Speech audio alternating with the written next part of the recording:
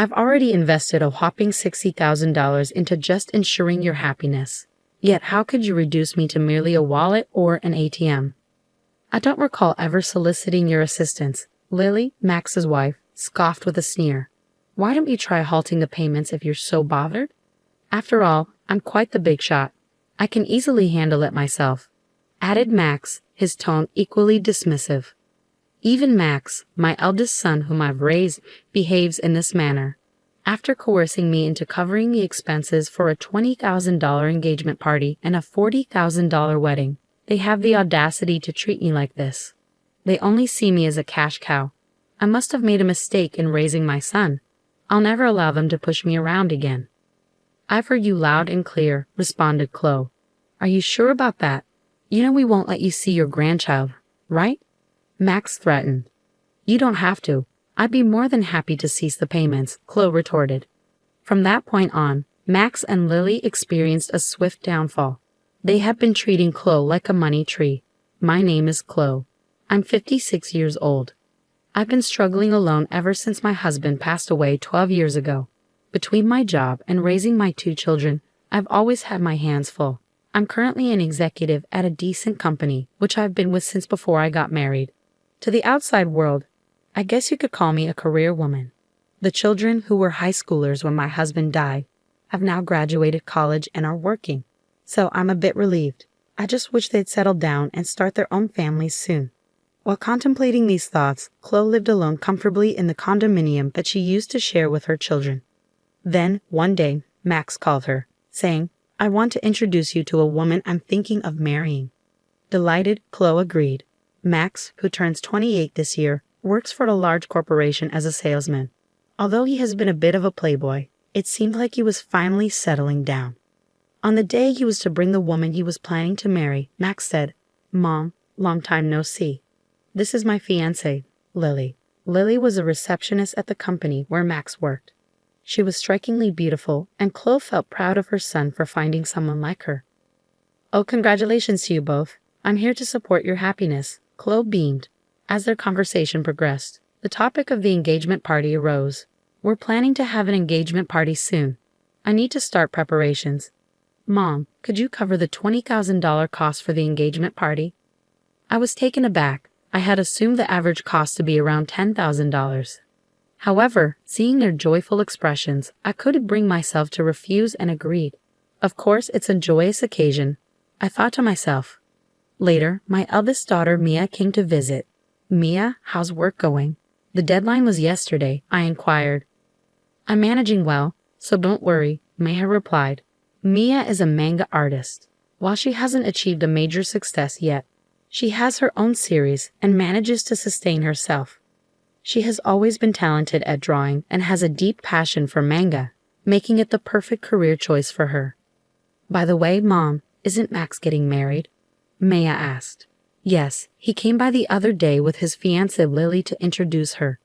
They've asked for $20,000 for the engagement party, I explained. Wow, $20,000 is quite a hefty sum, Maya remarked. It's not just for the party. Apparently, they're planning to allocate it for their wedding funds, and as tokens of appreciation, I clarified. On the day of the engagement party, I handed them the promised $20,000. Both Lily and her parents looked overjoyed. We'll use this to begin our new life together, they exclaimed as they tucked away the money. There were no gestures of gratitude as I had anticipated, but I reassured myself that this was customary for engagement parties. As long as they could embark on a happy marriage, I reasoned it was worthwhile. However, a few days later, Max dropped a bombshell. I've won a grand wedding with numerous guests and connections invited, perhaps around 250 people, he announced excitedly. That sounds splendid, I replied. And with that, Mom, I'd like to ask you to cover the upfront costs of the wedding, Max requested. I was taken aback by the request. I had always believed that weddings were primarily funded by the couple themselves. I'm counting on you, Mom, Max insisted. It's pretty standard for parents to pay for the wedding.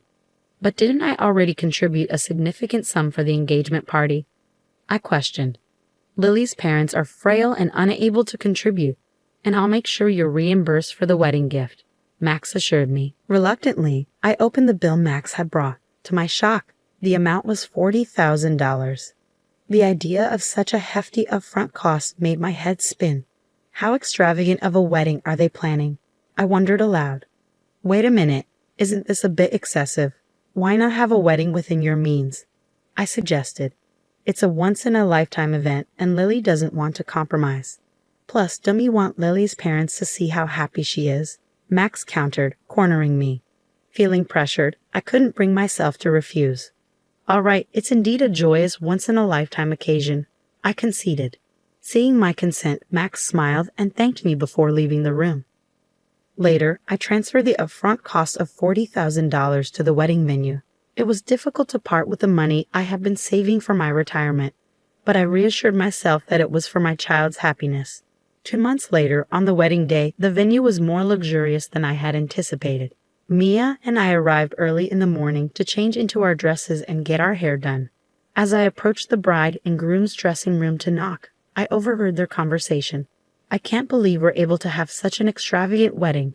All thanks to Mom, Lily exclaimed. Absolutely, and she even gave us $20,000 for the engagement party. I even managed to buy a new bag. What a great wallet, more like an ATM. Let's keep withdrawing from it, Max, Lily joked. That's a bit mean, Max replied, but Lily continued, ignoring his protest. Stunned, Mia and I continued to listen as Lily gleefully said, If we ask her, she'll probably cover the rest of the wedding costs, right? Of course she will. Leave it to me. Then let's use the wedding gift for a honeymoon trip to Hawaii. And of course, we'll take my parents along. How about buying a high-rise apartment for our new home? That sounds perfect. Let's get my mother to cover the cost. She does have the money after all. The hand I raised to knock on the door was trembling. Mia held my shoulder and led me away from the door. Breathing slowly, I took Mia's hand that rested on my shoulder and said, Mia, there's something I need you to look into when the ceremony starts. Of course, Mom. Leave it to me, Mia reassured me. And so Max and Lily's wedding began. Throughout the ceremony, their vows in the chapel, and the toast at the start of the reception, all I could think about was the conversation the two of them had earlier. Presenting the groom's mother, Chloe, even as the MC introduced me and a spotlight fell on me, all I could muster was a bow. Mia, who had been making the rounds toasting, came back to me. Mom, I checked with Lily's relatives. Both of her parents are perfectly healthy. That's horrible. We need to confront them. I'll be right there with you, I assured Mia. As Mia said this, it was time for the first wardrobe change. Lily exited first, then it was Max's turn. Now the groom will exit, escorting him is his mother, Chloe, who raised him single-handedly, the MC announced. Called upon, I walked down the aisle to meet Max. A little tipsy, Max was in high spirits, announcing into the MC's microphone. This is my amazing mom. Keeping a straight face, I acknowledged the cheers from the crowd. I walked beside Max as we exited the hall and headed straight to the dressing room. Mia was already there, and she spoke to Max. Max, there's something I need to ask you. What is it, sis? Make it quick. I need to change and get back, Max replied curtly as he undressed. I heard the conversation in the dressing room earlier. How could you talk about Mom like that? Mia confronted him. Huh, you were listening. Well, whatever, Max shrugged, seemingly unfazed. As we were taken aback by Max's attitude, Lily, who had already changed into her dress, came in. Mother-in-law and sister-in-law, what's going on? She inquired. Mia pounced. We found out that your parents are healthy. They both have good jobs. Why are you making our mom pay for everything? What's going on? What is this, some kind of sister-in-law bullying? Lily retorted, appearing shocked. My patience snapped at her mocking attitude. I've already paid $60,000, hoping for your happiness. And yet you treat people like their wallets, ATMs. What kind of language is that? I exclaimed. Hearing this, Lily laughed as if it was a joke, acting all high and mighty, for such a small sum. We're not in your debt. Besides, it's normal for the groom's parents to pay for the wedding, right? But you lied about your parents being ill to buy a new bag, Mia pointed out. Oh, you were eavesdropping. That's a terrible hobby, Lily scoffed. Watch your mouth, Mia, I warned, feeling angry at Lily's dismissive attitude. Lily then looked at Mia. I don't want to be told off by an older sister who is still single at 30, doing some weird job as a manga artist. It's because you're such a nerd that you can't get married. That's right, you're hopeless.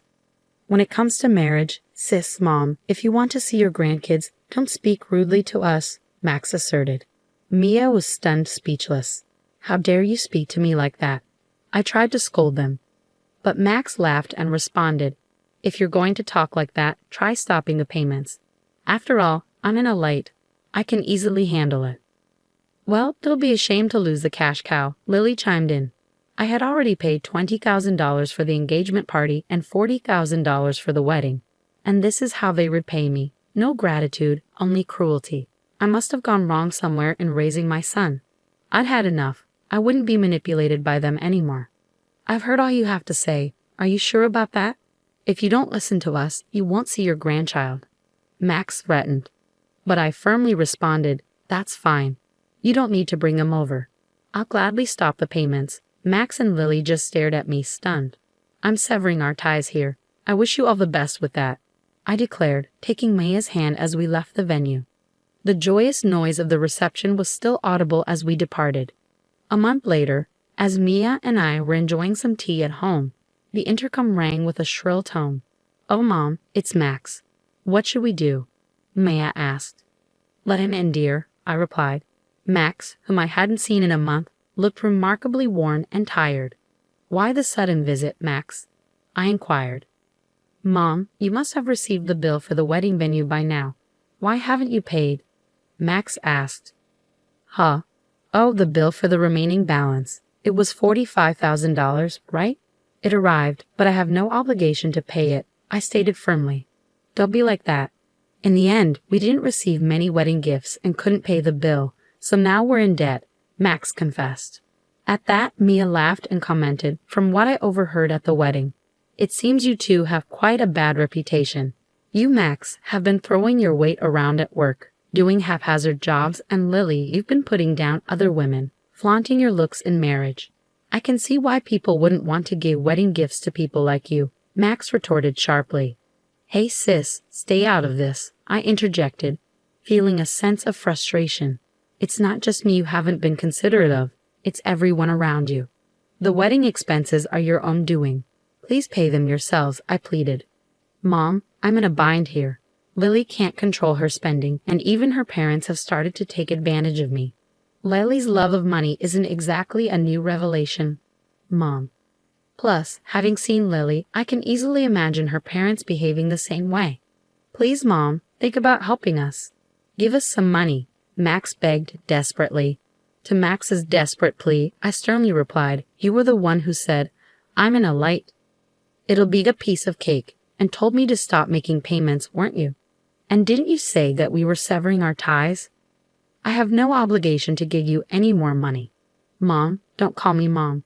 I don't want to be called that by someone who has only ever seen me as a cash cow. To be honest, I'd like you to repay me for the wedding and the engagement party, but I'll write it off as a settlement payment. Now please leave. Max, who had looked shocked, now had a malicious look on his face. Hey, are you really okay with this, Mom? Cutting ties with us like that? How will you spend your old age without a husband? Don't you want to see your grandchild? He pressed. Before I could respond, Mia intervened. Don't worry about that. I will be by Mom's side. And what can an unsuccessful comic artist like you do? You can't even have children, she taunted. Shut up, Max. I finally snapped, feeling the anger boil inside me. Max was frothing at the mouth with anger. Ah, so scary. Sure, you mock me as a failed manga artist or an otaku. Yet my manga was among the top-selling shoujo manga this year. Did you know it's set to be turned into an anime and a movie next year? Safe to say I'm in a much better financial state than you and your debts, Mia revealed confidently. At this point, Max noticed something. Hey sis, that thing. This, he pointed to Mia's left hand. Oh, you noticed. Yes, that's what's happening. Mia smiled as she flashed the ring on her left ring finger. I'm getting married to my editor. He's a big shot at a major publishing house, a real high flyer. So we can take care of Mom. We don't need you anyway. We never intended to have our children care for us. Thanks, Mia. We're having a wedding, but we'll handle everything ourselves. We'll invite Mom, Max, but you don't need to come, Mia declared confidently, leaving Max stunned. I said, did you get it now? Never bother us again, I declared firmly, pushing Max towards the front door along with Mia. Please.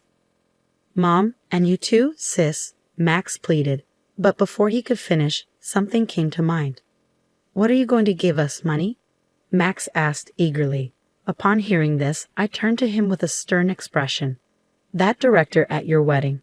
Turns out, I didn't know, but he's a client of my company.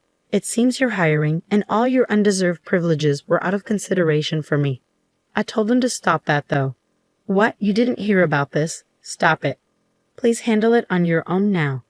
Goodbye, I said firmly, as Mia and I pushed Max outside and firmly locked the door. Max made a fuss outside, but after ignoring him for a while, it became quiet. A year passed since then. Right after that incident, I sold the house to avoid Max and Lily's visit and bought an apartment with elderly services for my old age. According to a neighbor from my condo, Max and Lily showed up and created a scene, asking why I wasn't there. Hence, I believe my decision was the right one. As for Max and Lily, they abandoned their dream of a luxury high-rise apartment and now live in a cramped space. Max, it seems, was demoted after his actions were reviewed. Perhaps hurt from falling from his elite status, Max worsened his attitude towards others. It's surprising he's not fired yet. Lily, who quit her job upon marriage, continued to splurge for a while, but their funds quickly ran out. Even with their debts, Lily's luxurious habits did not change, and her parents continued to demand money. Apparently, they quarreled daily. I hope the two learn the hardship of earning money and appreciate the people around them and grow up, though that might be too much to ask from them. I still maintain a good relationship with Mia. Mia's husband is a good man who treats me well, and they are expecting a baby. I plan to spoil my lovely daughter and grandchild, and looking forward to it keeps me working every day.